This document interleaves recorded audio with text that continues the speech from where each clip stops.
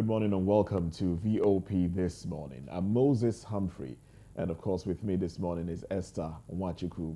Now, we also do have a VOP in-house analyst, Cyril Abaku, where you get to meet him much later. Well, he's here and we'll be going through the papers together. Now, it couldn't be anything less than a frantic Thursday morning today in Abuja, the nation's seat of power. Reason for that is that a piece of news that many Nigerians have been waiting for has finally come. We now know who got what on the president's team of ministers. Now that, plus the Advert regulatory body suspends top officials over all eyes on the judiciary billboard. Well, we wonder where else eyes of Nigerians should be. Well, these will be our topics of discussion this morning on the show. In the meantime, we'd like for you to click the subscribe button, follow, comment, engage us on YouTube. On YouTube, we are Voice of the People TV. And on other social media channels, it is at VOP TV Live. Well, first off, let's go to the papers. Let's find out what stories are making headlines today. Well, we do know the major story that you will find in most dailies is that of the ministerial portfolio, the ministers being assigned portfolios. That, of course, would make all the headlines. Well, good morning to you, Cyril Abaku. Good morning, Moses. All right, let's go straight into it. All right, we'll touch on it a little bit because you know that's also what we're talking about, what we are treating this morning. So we'll just touch on it and then fly into other topics as well. From the Vanguard newspaper this morning, of course, Wike Umahi, that's the banner headline. Wike Umahi Edun gets FCT works, finance ministries. No minister assigned to Niger Delta affairs. Northwest has 10 ministers, North Central 8. Southwest has 9. Northeast has 7. Kaduna not represented. South has 5 senior ministers and 2 ministers of state. Southeast has 4 senior ministers and 1 minister of state. Does that look like injustice? It depends on who is You're having 10, 9. It depends on who is defining justice now. 7 and 4. It depends on who is defining justice now. Okay. But I think it goes without saying that the Southeasterners are going to limp. In this, yes, they are going to have to live with limping for as long as Tinubu is president. It's only a matter of cause and effect. I don't blame anybody for it. I believe that a Nigerian president should be duly representative of all interests. He should be a father figure. There is a time you go from being a politician to being a leader to being a statesman. Failure to make he's been able to transform himself from one to the other. Let me be very upfront with you. Mr. President Tinubu has failed to do that. He has not been able to do that. I think that no matter what, and I honestly don't see it, because I mean, if you went back in history, let's even look at when the campaigns began. It was apparent. Let me not say it was clear. It was apparent, but a number of us didn't think that it was enough to define it as such, you know. But I think we've seen a succession of events enough to warrant a thorough probe of the president, what I've called selection psychology. He is a man who is known to stick with winners. He's a man who, when he was governor of Lagos State, had people from all sorts of places as commissioners in Lagos, Ben Akagweze and so on, you know.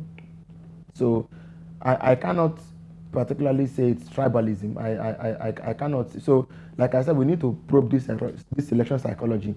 The trend now, we can point to evidence and say it's become a pattern. So why? So why? That's the question. So why? You know, leadership has to live above sentiments, which I believe. I mean, the president, given the number of years he's been on the top, at the highest levels, at the highest echelons of political power, you can tell that he has seen it all. You know, so why? The question is why. All right, that question we'll have to hope that he answers us one way or another. In the meantime, let's get on with some other headlines here. Still from the Vanguard newspaper, Sanusi to Nigerians, don't allow president, governors intimidate you. Naira appreciates as NNPCL boosts forex supply with $3 billion loan. Presidency explains disbursement, benefits of loan. And then when you go further down, you have 63.84 trillion naira. Nigerian crude oil was stolen in the last decade. I take that one again for emphasis. 63.84 trillion naira Nigerian crude oil was stolen in the last decade. You know, we get to hear these things, but I would like to speak about that as soon as. please. Also, the point is, Nigeria has no business borrowing money from anywhere to finance the debt, to take off infrastructure needs, to do this and that. We have no need to borrow. Now, I don't know if you recall, I said it here some weeks ago that after the presidency, I said, this president, this party has chosen to follow, will come back to haunt him. Because you cannot leave subsidy thieves and expect the poor to pay for the loans collected by the rich from the state, which is theft actually. People have stolen money from government in the name of subsidy. You won't come and put money and recoup those money. You are transferring the burden to the poor to pay for the debt of the rich. Now, yesterday news came out that the president was 2 days ago that the president was considering temporary subsidy. The chickens will always come home to roost. You cannot be talking about economics without values, without justice, without fairness, without equity, without truth, without putting righteousness where it should be. Because right is right and wrong is wrong. There is nothing about economics or philosophy or sociology that you're going to use to change that. Right is right and wrong is wrong. Now, the point is this. If all this amount of money have been stolen, this money was not stolen by Bulgarians or by the Swiss or by Chinese or by Moldovans. It was stolen by Nigerians from Nigeria. And believe me, the thieves of Nigeria now have confidence to work on our land even after they've stolen our money. You are talking of 8 years. So in the past 10 years, 8 of those 10 were APC years. So who is fooling who? This president clearly does not have the courage and determination to go after corruption. Otherwise, look, anybody coming into office will realize that everything has been stolen from the past government will be enough to deal with. So the normal thing to do is to go after the past government and recoup it. Buhari came up and wanted to play around $2.1 billion, which was even a fictitious figure as far as I was concerned. There was no say. How many people did they prosecute? How many prosecutions were made? How did they even do anything with that? And then in the end, what came out of it? People even stole more money. The president took his own by hand, a pen, to write to the Senate to say that they should approve monies for judgment debts, billions of dollars, thousands of dollars. Goodness gracious me. A president with a few days to go was already writing to the Senate and said that they should not bother about details. That when they approve, he will now do the details. That's larceny. So, but it's good that we're keeping the document. The day will come when every penny and every kobo that has been stolen will be accounted for. Mark this day. That day will surely come. And it's not so far away. We will see it in our lifetime. I can assure you, Moses. All right. I can assure you. We hope it comes sooner. That's the hope of a lot of people steal our money with brazen courage. Then the Navy is incapacitated. The Navy cannot fight people in the creeks who are stealing. You have to hire Tantita. And see if Tantita can never be better trained than the Navy. You are destroying state institutions. The army cannot secure lots of property. Aside the place one now, who has not taken that job? The Air Force is flying a plane over Niger State. Bandits can bring it down and come and say we are the ones who did it. Dogo Gide came and said I did it. The Air Force is down, the Navy is down, the Army is down, the police is not to be seen, and we say we are running the country. How does the president sleep? It's a big question. How does he drink water and keep the cup? If it was Buhari, someone would have said, was the president aware? But another thing, we know this man is alive. We know he is kicking. So what is the problem? Well, still from the Vanguard, we have pictures of the ministers here and the ministries that they will be heading. But I'll rather not go into that. We'll touch on that later. Uh, Now, Cyril, I was going to touch on this later, but let me just, I don't know if you will be here for this topic, but let me just get, just a few seconds or maybe a few minutes of your view on Dele Alake being the Minister of Solid Mineral Development. Why didn't I see that coming? It was the one thing I couldn't wrap my head around last night. But I came around it in a manner of speaking. I think Alake going to solid minerals answers a number of questions. Chief of them is the fact that in Lagos State he was Commissioner for Information and Strategy for 8 years. Okay. He's been the president's spokesman in and out of government. He's been the president's chief image of maker. When the president was appointed special advisors, he was among the very first people supposed to be appointed. He was given the crunch office of strategic, special duties, communication information. If you allow me to say it in pidgin, then no sweat for them. So making they do only that one they go. You know what I mean? But we know so that his CV, coming his into CV is heavy. Yeah. So but coming into what's it called? Minister of Information, and it will look as if that's the only thing this man can do. Aside that one, if you do with a lot of experience. that's one. The national level. No, but I mean, with somebody like Ajuri Ngilale as the president chief press secretary. Sorry, that's how I just want to call it. I think he's more than covered. Tunde Rahman is there. Abdulrazak is there. But I think that the drama and the I want to say Efizi. The drama and the spectacle will what's his name? Ajuri will more than cover that ground. So there'll be no need to have Alake again in the office of minister. But then, solid minerals is one area that needs a lot of reform. I hope that he's able to speak. I mean, in 1 year, let's wake up and see what happens in 1 year and see whether this president got it right or not. Okay. I have my fears, but let's give them 1 year. Okay. All right then. Now let's. We're spending a lot of time here, but let's just Mr. and Mrs. I'd like to take this one. Please, it's a Thursday. Mr. and Mrs. Mrs. says to Mr. I don't like the way he behaves. He's just our neighbor and nothing else. Whenever he gets a ride in our car, he sits at the owner's corner as if he owns the car. Mr. responds, let him sit wherever he pleases. We all know the owner of the car. Wrap your head around that. Right then. So let's go to the nation very, very quickly. Of course, the key portfolios for Edun, Alake, Oyetola, Fagbemi, Adelabu, Subrider. Ahead Monday's inauguration, President assigns duties to ministers designate. All right, that's from the Nation newspaper. On top of the nameplates, we have Chidoka. PDP will collapse if not reformed. APC growing, says Ganduje. Tight security mounted to prevent attack on railways.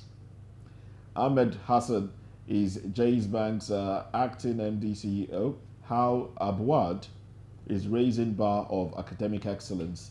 All right. And then you have the list of the ministers there, a lot more than we had from the other paper that we treated. And another bold headline here, not the banner headline, but another bold headline here, says NNPCL's $3 billion buffer to strengthen Naira, stabilize exchange rate. How new move will boost economy by presidency.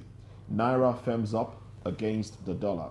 And then right at the bottom there, we have PDP members protest at inauguration of Osun Council caretaker committees. All right, so these are the headlines. Let's quickly wrap it with another one before I take Cyril's response. From The Guardian, we have a resurgence. Now, The Guardian just chose a different headline entirely. The Guardian says, resurgence of killings threatens North Central's states' food production. On top of that, when we have APC considers merger with opposition as Chidoka warns of PDP's extinction. All right. And We also have capsized oil rig operating illegally on Nigerian waters since 2016, says Nimasa. That's not true.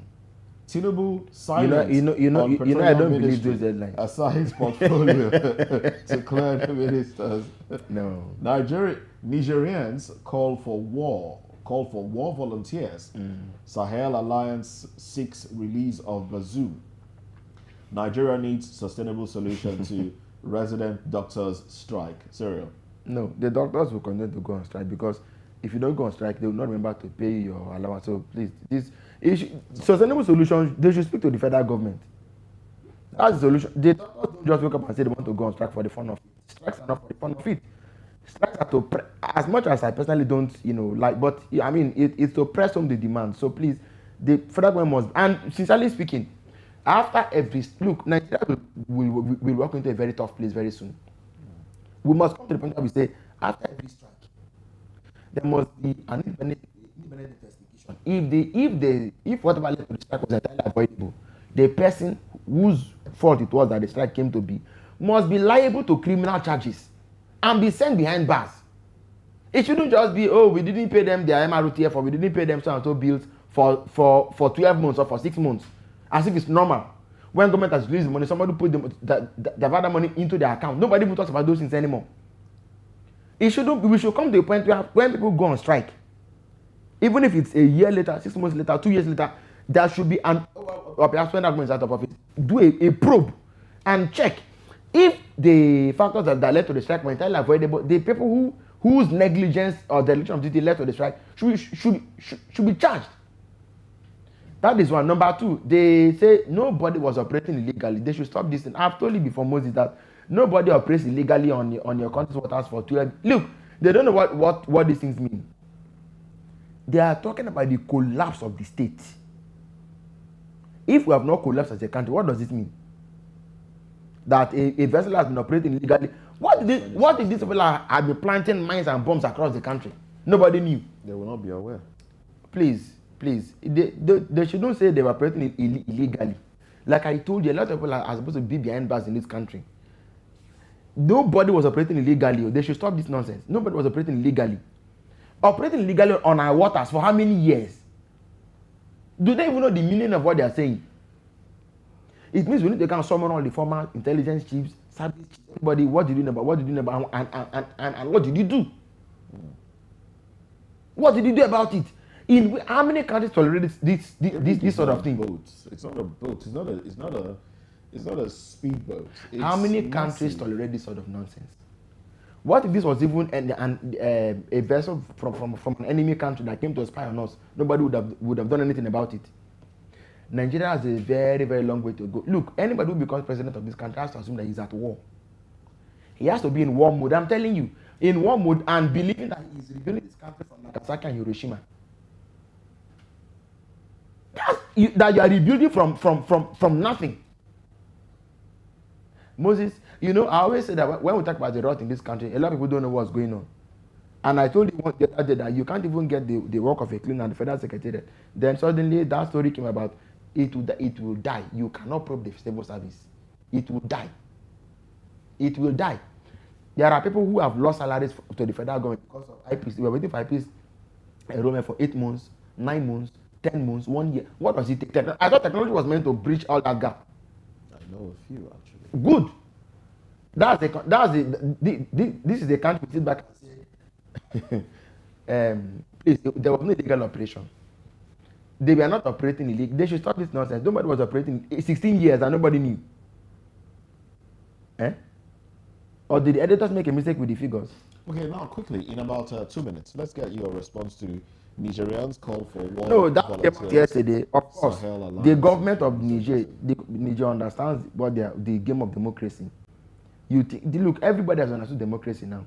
Even power thieves, people who win election by the gun, that is who win election by other means, and those who come to government by the gun have understood. Babangida did a bit of that when he became president. He said we should debate whether the government should take a loan or not. Debate not for democratic government. People, which military rule is this? Everybody say Babangida is our man. Every little thing he said, there's a committee to discuss it. People believe that they could do freedom of discussion until as time went on, the scales came off his skin, and we saw that this man was no better demon than all the ones that we had known before. In Niger now, you see, the people are the ones saying that the government should mobilize the volunteer force.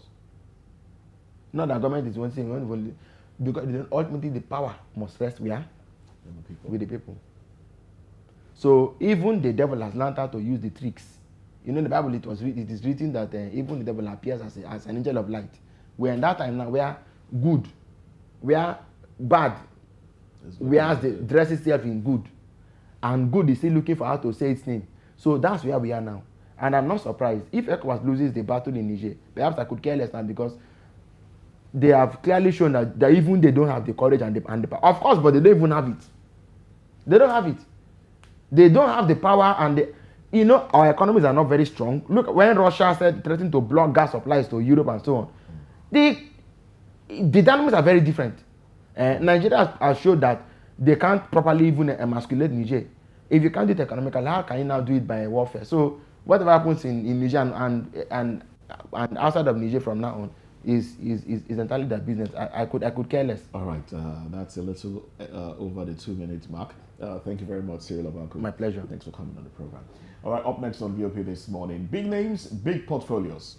As President Tinubu finally allots ministries to his ministers. Well, details of this when we come back.